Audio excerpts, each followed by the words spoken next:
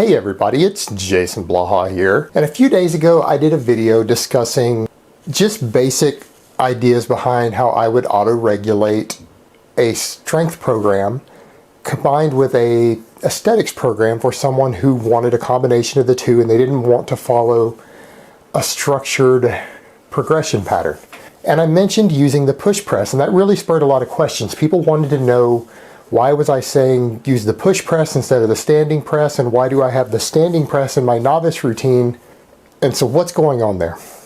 Well, first of all, the reason I have the standing press, which is a strict press, in my novice routine is that I am generally of the opinion that most novice lifters, without very, very strict coaching and someone there who knows what they're looking at, watching them on every single rep, that they're going to struggle to safely do a correct push press. They don't always have the proper core strength. They don't always have the proper connective tissue development to safely utilize a load heavier than their 1 rep max on a strict press when doing push presses, because that's what will quickly happen. Generally, you'll be able to exceed your maximum weight because of what you're doing.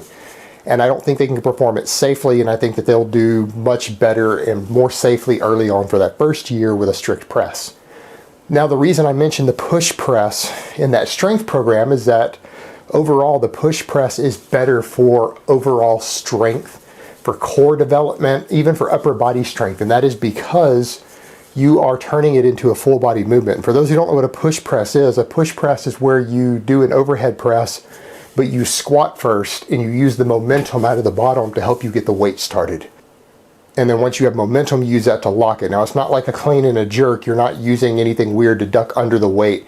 You're still pushing it up with the triceps and the delts, but you are getting a bit of leg drive to help you get it started out of the bottom, and that's the difference. And what you will find with that is that at the lockout, your triceps have to work harder because you are using a heavier weight than you can strict press. I would say your delts on the concentric get about the same load, even though your legs are helped drive it up.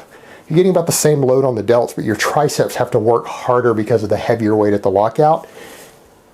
And so you're training more explosiveness by using the full body, so it is more athletic, it's more strength oriented because of the leg drive and the extra core work involved.